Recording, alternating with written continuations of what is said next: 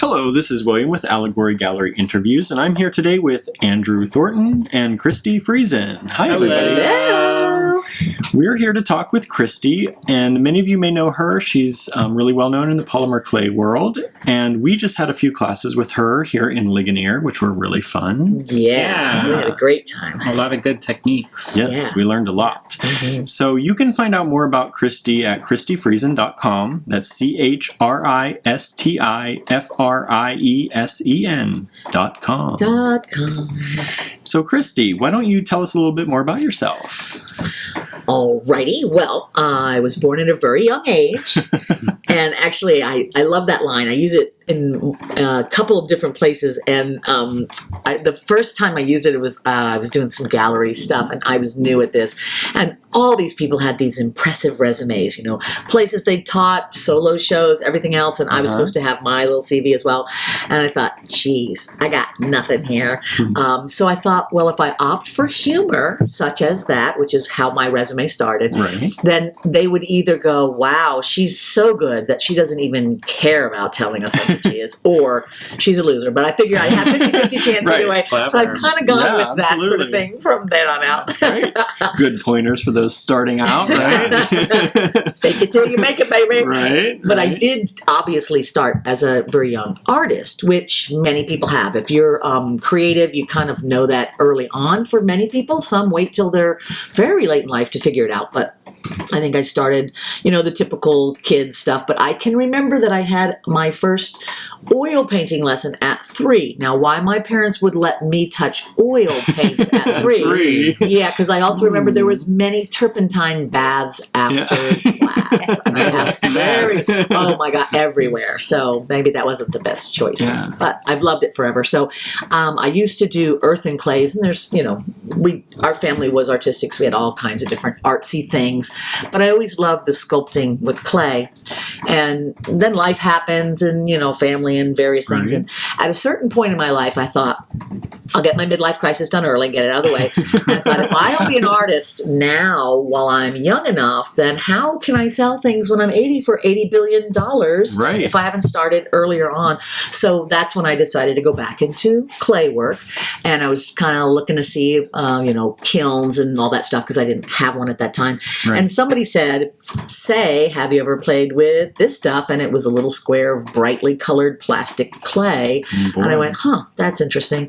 So I took some home, and I took a book, and I started playing with it, and I was hooked instantly, because it did everything that I had loved about earth and clay. I could sculpt, but none of the things I hated. Kiln explosions, glaze mishaps, shrinkage, and then I could stick beads all in it. Yeah. Nice. So from then on out, I have just freaking loved this stuff and been playing with it ever since. That was about 20 years ago. Definitely shows in your instruction. It's so much fun to take a class with Christi. There's so many mixed media techniques. Yes, because I think that was what really floated my boat, is that, you know, it's kind of a gateway craft material or art material, in that you start with polymer and then you add everything. You had fibers, and you had paints, and you had metals, and you had on and on and on. So that was all fun the for me. things. All the things. Yeah. So speaking of books, you are an accomplished author as well. How many books have you I've written a dozen, and I do have a fairly new one, which as soon as you said that, I was excited to tell you about it. It's called Do You See What I See? And most of mine are how-to books, and some of them admittedly are a little dated in the sense that I've come a little long way since what I first did, but they're still good stuff, like how to make an octopus. But this newest one is sort of a combination of travelogue, musings, projects, creative nudges and helps, random weird things that have happened to me, doodles, you know, stuff like that. So it's kind of like a good read, as well as a lot of little creative stuff, and indeed projects as well. So it's kind of fun. You should get it. Everyone should buy two of them. Buy two, yeah. And where can we get those? You can get them on the interwebs. ChristiFriesen.com. Yeah, you can. And they should be on Amazon as well. Great. Yeah, so anywhere you buy wonderful quality quality books, you That's can find right. them. Yes, Awesome. Well, I love it because I think we own some of the pieces that are in the book. Yeah, you do. We're pretty lucky. Yeah. Well, I'm pretty lucky that you bought them. Thank So, you. Andrew, you've known Christy for a while. This is true. How did you meet? Well, we were neighbors at a bead show in Tucson. Yeah. It was really cool. We were in the atrium, and she was in a little side room which had windows, and I could peek It was very inside. cool. Like, look at, it was a neat little room. Yeah. I met lots of people that I'm year. sure. That was kind of one of my first forays into the show world when beads were, shows everywhere. So that was fun. But yeah, and I think we crossed paths at a lot of shows because you were at the shows that I was at, and I don't do a lot of shows, but the few I did, you were at. So we would wave at each other, and over the years, got to be more friends. Great artisan friends. shows. Yeah. Well, for a long time, I would take pictures of you for my blog, and you always had a thumb in your ear. Some kind of goofy Doing picture. something Yeah. fun. That's that same philosophy. You never really know if I would be delightfully photogenic if I wouldn't be sticking my thumb in places or not. It's a mystery. Is she right. good looking or not? No one knows. Well, we always like to ask people, who are your inspirations? We know you inspire a lot of people. We've seen that in classes that we've had with you. But who are your inspirations? That is an exceptionally good question for anybody who's interested in creativity and art in general, but especially creativity, because I think wouldn't you say from your experience that that's one of the things that people ask an artist the most? Like, where do you get your ideas? Oh, absolutely. Yes. Because I think it's a bafflement to many people. Like, how do I think of anything? If you show me how to do that thing, I might be able to do that pretty good, but how would I ever have come up with that idea? Right. So I think ideas are weirdly random. And personal. And the things that inspire ideas, I think, are very personal. But my opinion is you should be shoving your brain full of as many visual things as possible for inspiration, because then when it does come time to sit down and scoop out some inspiration, you got lots of things in your brain soup that will then maybe translate into something fun. So for me, one of the things that was the biggest inspiration when we were kids, we had, for some reason, I lived in this little town, and they must have, kissed somebody's patootie because they had like the coolest public library. Okay. We barely had a gas station, but our public library was just great. Right. So we would go in, each of us kids in the family, and we were allowed to get an armful of books like every week. Great. And it was on they had everything. So art books and how-to drawing books and clay books and sculpture. So I just devoured all this visual as a kid. So I was inspired by anything from ancient cultures, Egyptian art, Mayan, Aztec art, Celtic art, anything like that. I loved that stuff. Mythology, tons of myth books, and I would read them all the time. And the imagery in a myth to me is fascinating. And of course, there was a lot of paintings and drawings done with that. So that was always cool. So any of that stuff was fabulous. Then somewhere along the line, I wandered into Art Nouveau, which I freaking love. Love that style, the Impressionist, anybody, Van Gogh, fantastic. Lalique, fantastic. All of those kind of that era of both Nouveau and Impressionist, really loved.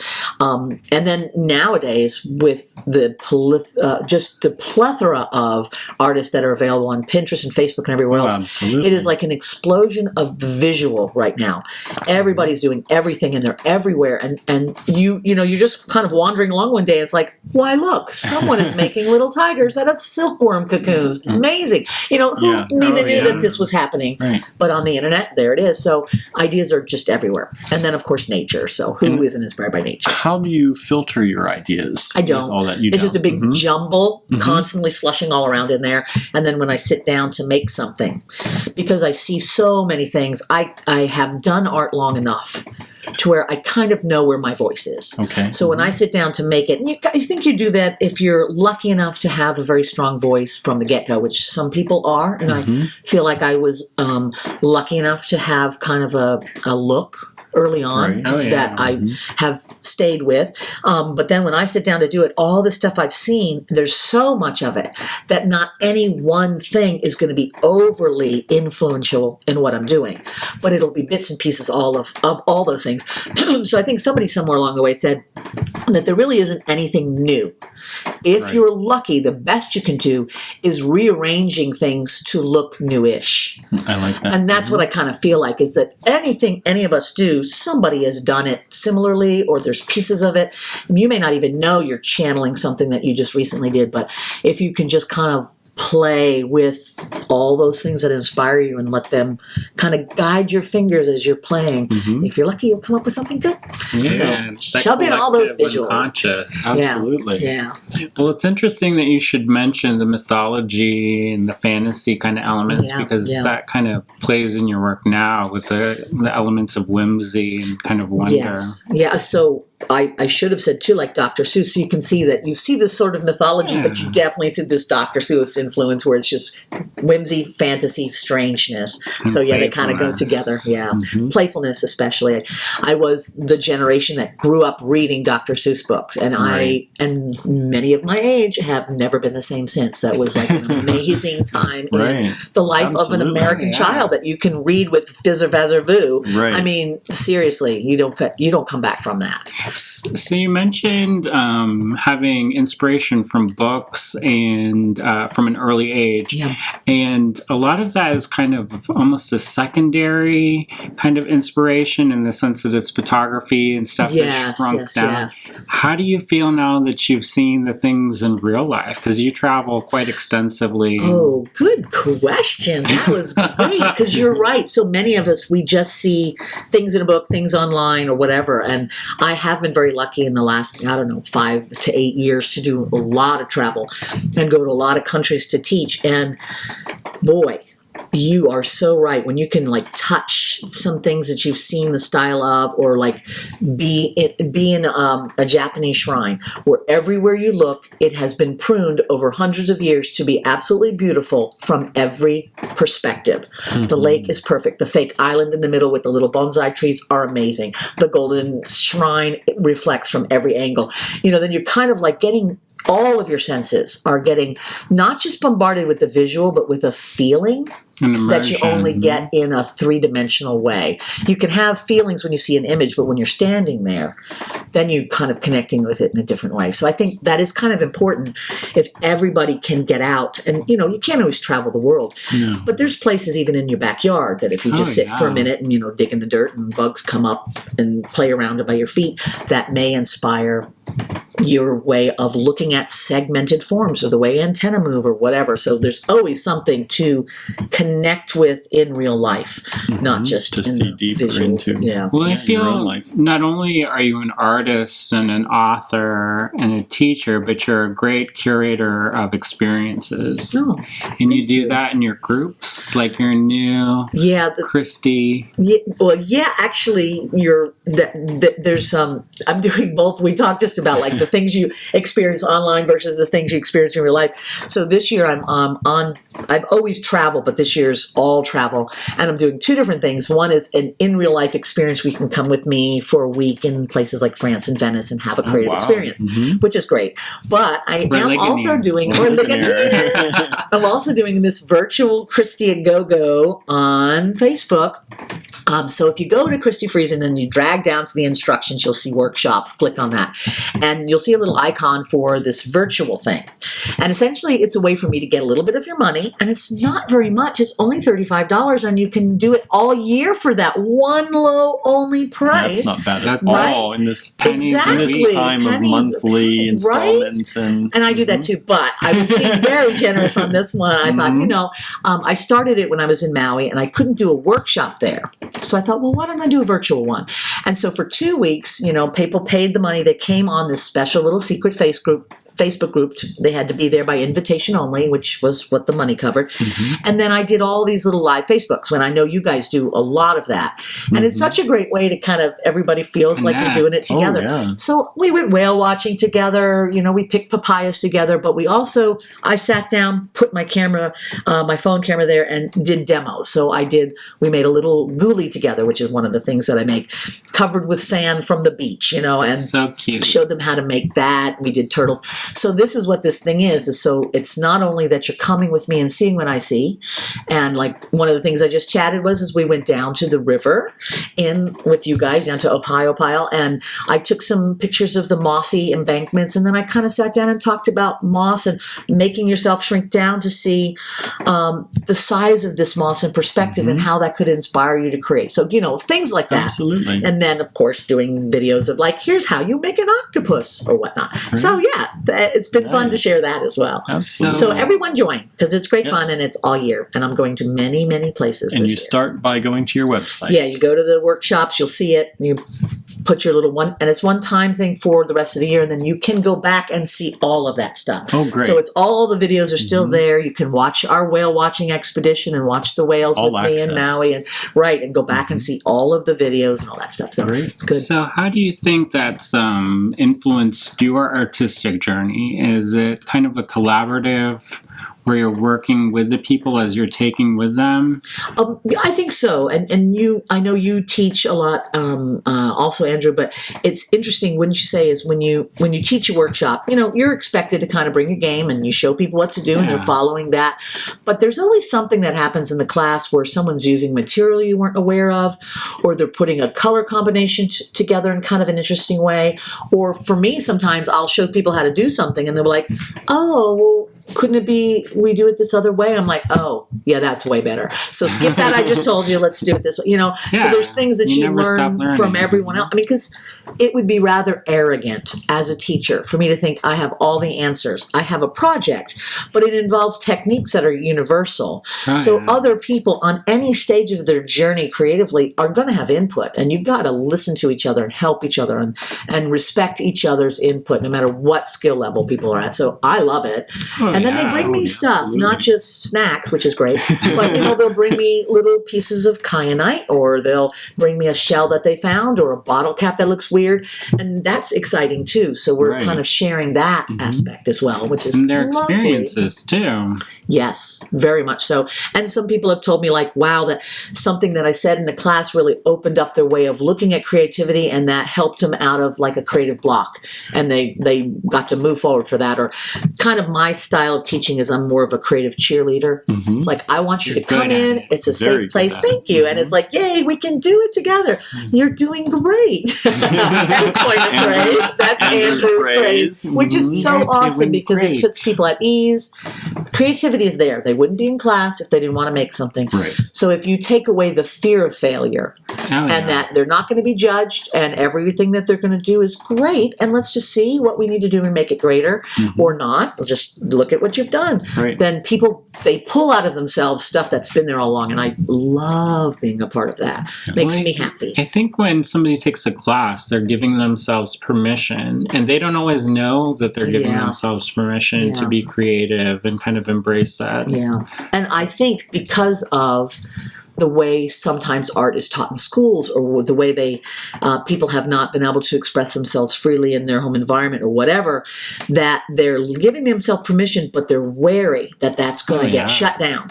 So as soon as a negative comment happens, or they are made to feel like they're not doing well, that closes right up. So for me, I don't ever want that to happen. I want everybody to feel like, let's see how that goes. How does that look? You want to put powder on there? You put powder on There's there. no wrong finish. Exactly. And if they're curious, like, this isn't looking right, how do I fix it?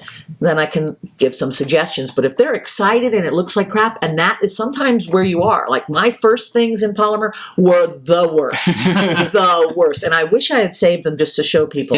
Look at me now. Look at me here. Because everybody be like, oh, well, I got this. Well, I'm sure there's perfecting every project you start. Everything you teach, you inspiration too. Yeah, even today we did Little Steampunk Fox.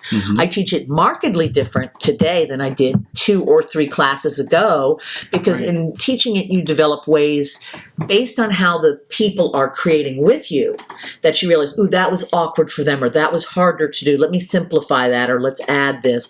And then it just makes it easier each time you do it. So it's kind of fun. So it's collaborative in that way. Everybody's helping me be a better teacher to help them be a better artist, for me to be a better teacher, for them to be a better artist. So. Well, I think that definitely is a strength to be adaptive and be able to work with your experiences and working with what you know. And not everybody can be, which is also fine. Right.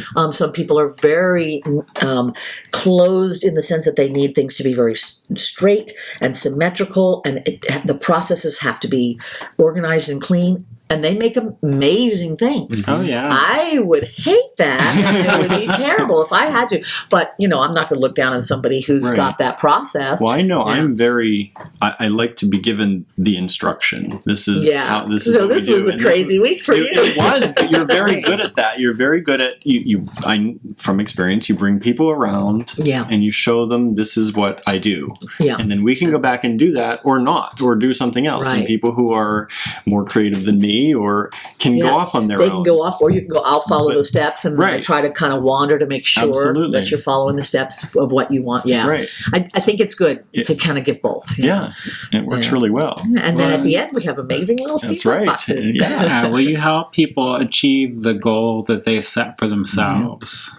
And for me, that's important. There's different ways of doing classes, and I applaud those. Like I sometimes see master classes, and I like that concept where you're sort of organizing an explorative thing, which is what I'm kind of doing with the things in Europe. It's adventure, but it's also a length of time to work.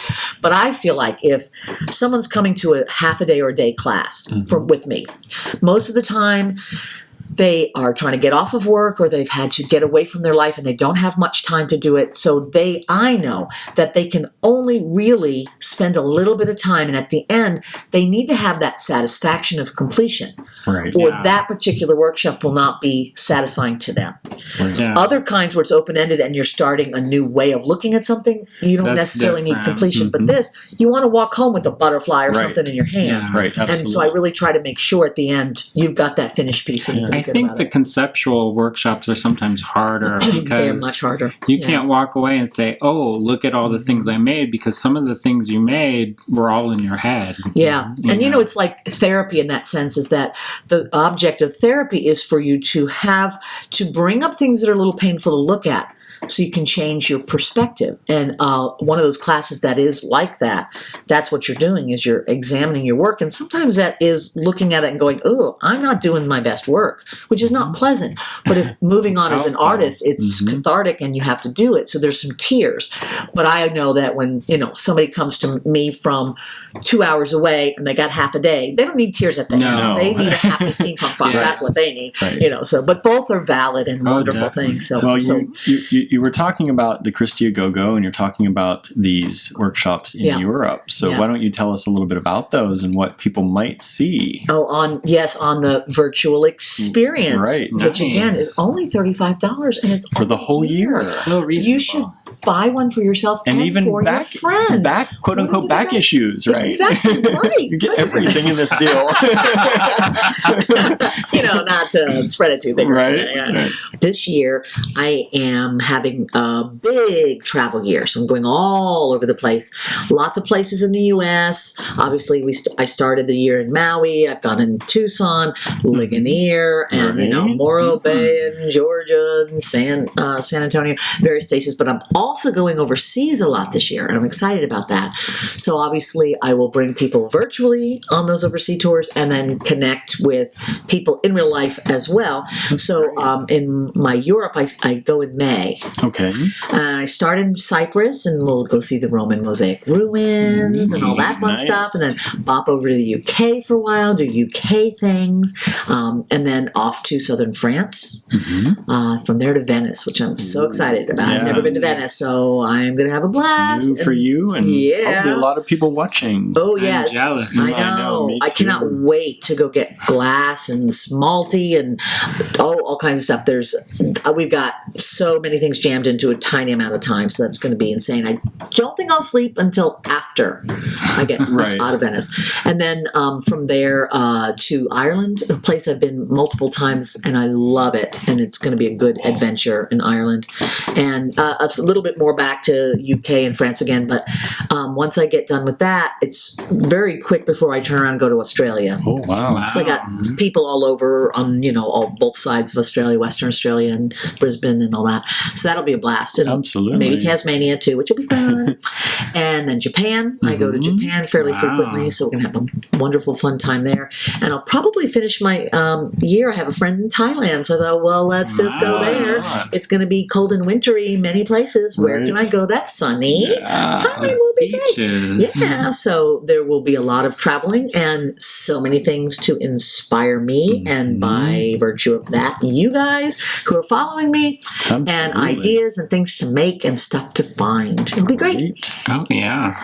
Absolutely. Yeah, very fun. Y'all want to come? I do. And we will. We will. Online. Right now. Online only. Which is interesting because you briefly talked about, how affordable it is.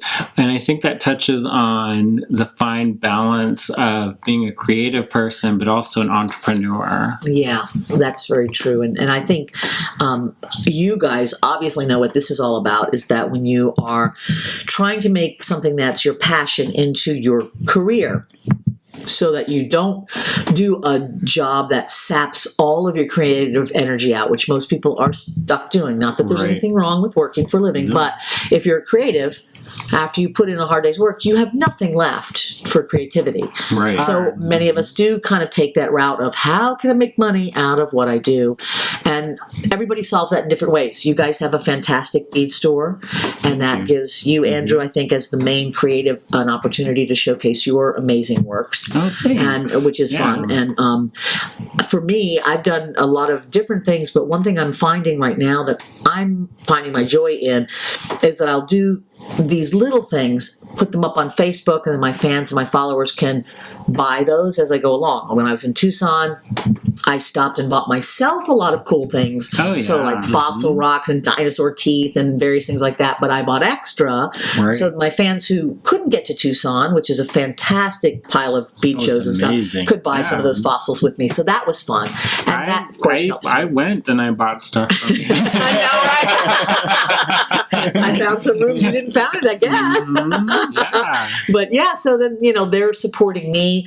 And I think this is one thing that I hope anybody who is creative and loves creative people will really listen to and help realize how important it is to someone who's creative and is trying to make a living at their art, that they have people who are willing to support them, that will buy what they make, that will do their fundraisers, all that stuff. Exactly. And sometimes it might be like, oh, Chrissy's selling those stupid little ghoulies again. Guess I'll buy one, whatever.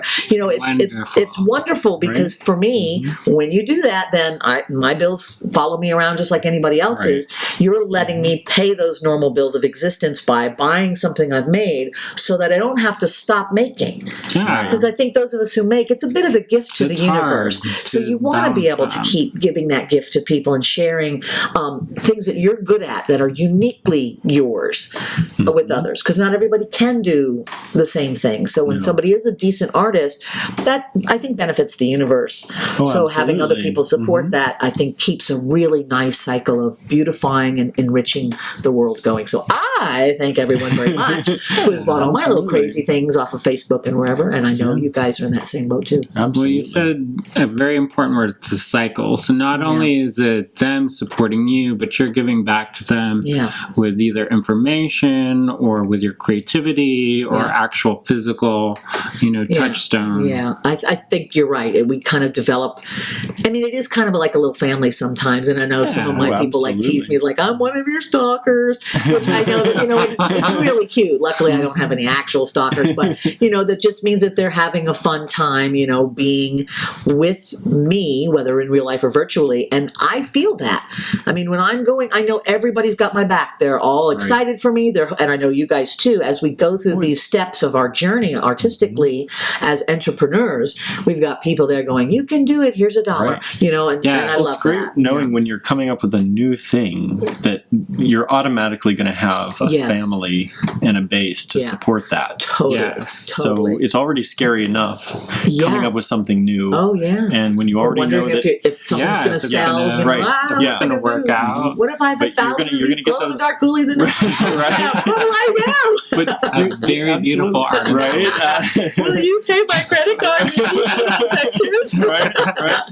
But you already, you're going to get those likes, you're going to get those shares, you're going to get those comments, and hopefully you're going to get some of your bills paid, and you're going to automatically have that base, that foundation done. Yeah. Well, I think you touch on an important thing where it's support doesn't just come monetarily, which is nice. You've got the bills, absolutely, but it's also the likes, the shares, the emotional support, feeling like someone's paying attention to you. And I think that's like the beautiful thing about our social media. And I know people have pros and cons about it. For me personally, I find that when I'm sharing the work I'm doing, the places I'm going, the people I'm interacting with, when I'm doing work in progress, when I see something fun, when I share that with everybody and everybody responds, they're interested, they're excited, they're providing their own captions or whatever, I'm feeling this like wave of people behind me happy for me. Oh yeah. Which is great. And I know they're feeling like, hey, I can kind of live that little fantasy through your eyes because I can't do it myself. So it really, like you said, it really supports each other. And it's genuine. Yeah, it is. Connective too. Like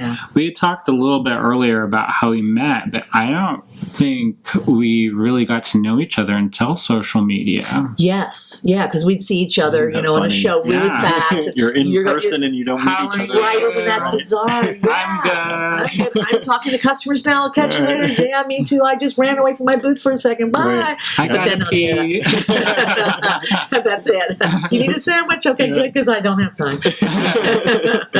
But through the social media, that's when we got to really sort of know each other way better. Yeah, exactly. And then we get to spend time, which is awesome. I love that. I really do. I'm a big fan of social media. I love it.